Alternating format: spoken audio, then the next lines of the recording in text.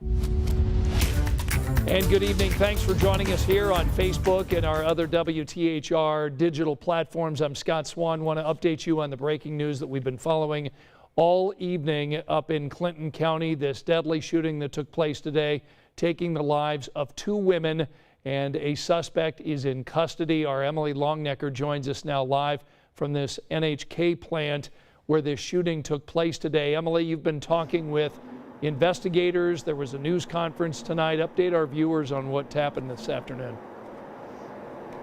Yes, Scott, the Clinton County Sheriff Rich Kelly, just visibly emotional tonight, saying you watch these kind of shootings happening around the country and you pray it doesn't happen here. Well, today it happened in this community of Clinton County. Now, here's what investigators say happened.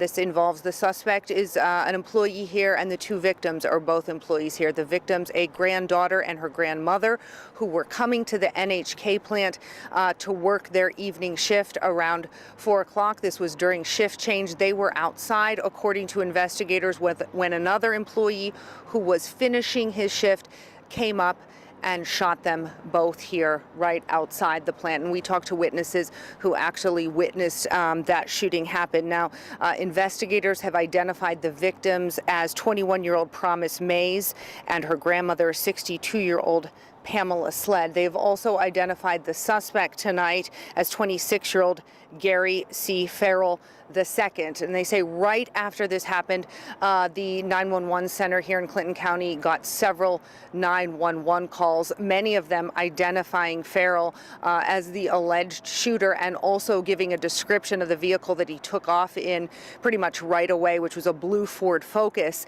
And that allowed a sheriff's deputy who was just down the street to hear the description of that vehicle. According to investigators, he tried to pull Farrell over. Farrell wouldn't pull over and sped up to about 90 miles per hour and quickly crashed into a construction site just over the hill here from the plant right in the city. Investigators say that Farrell gave up without a fight. He is in custody right now.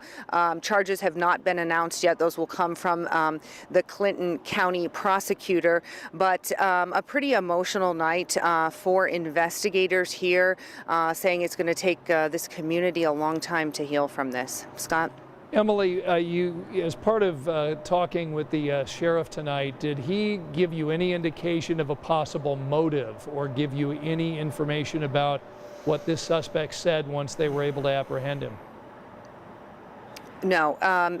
He was not talking about motives, and in fact, when we asked what the relationship was between all 3 of these individuals, he said obviously the victims are granddaughter and grandmother, and all 3 of these people are related in the fact that they all worked at this plant. He said just back in May that this plant opened and there was a big ribbon cutting and a lot of, celebration here, and to have this tragedy unfold, right out here this afternoon, he said it's a really stark reminder, I guess, that this can happen any.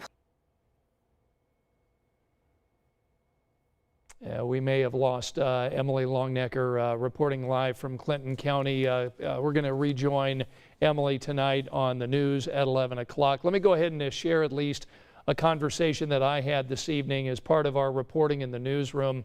Went on Facebook, found a family member who was the sister of Pam Sled, who was the grandmother who was killed tonight. I called Ruth Moore, ended up talking to Ruth. Ruth told me that she was indeed the sister of Pam Sled, who again was the grandmother.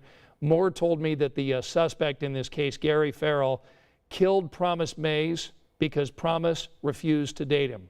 That's according to the family member. Moore says Promise Mays was engaged to be married, planning her wedding.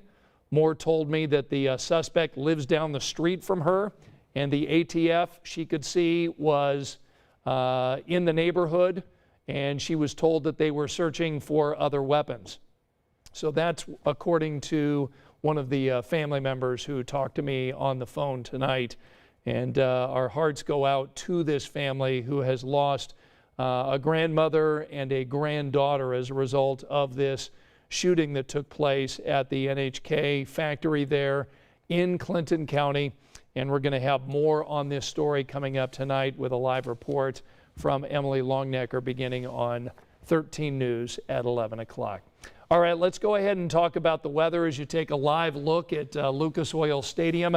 It's been a rather quiet evening here in downtown Indianapolis in terms of weather, but let's bring Sean in to talk because, my friend, we need the rain in a big way. And earlier this afternoon, at least downtown, got a little bit. Some areas, and some areas north of Indy. North Central was on the action tonight here. Okay. But, you know, we've been telling you there's a lot of moisture in this atmosphere. So anything that pops up, it's almost like being down in Florida, you know, those summer afternoon showers. So let me show you the radar rain estimates here across portions of Marion County. We had a quick ½ inch to nearly an inch here at the station. And some of the areas from near 38th and Meridian, inch plus, but it was selective, and you can see there's a lot of gaps where no rain at all occurred. I did have a Facebook viewer from about 10 miles southeast of Tipton said she got about 3.5 inches of rain. My goodness. In her gauge. So these were slow movers, very proficient rainmakers, and it's pretty common when we get into this type of pattern. Now, I want to talk about tonight and get into tomorrow morning. So there's a disturbance that's moving through western Kentucky, and we may get into a deal tomorrow morning where it's more of a steadier rain with downpours that develops across the southern portion of the state, the southeastern corner of the state.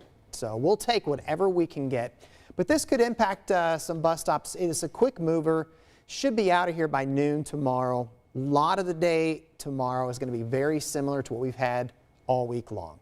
And that means we'll get back into some sunshine in the afternoon, and we'll flare up some of these downpours and maybe some rumbles of thunder. So that's what we're thinking we're going to be staring down going into tomorrow. And then I'm telling you, tomorrow morning, what we have on radar, that's probably going to be our last shot of organized widespread rain. Right.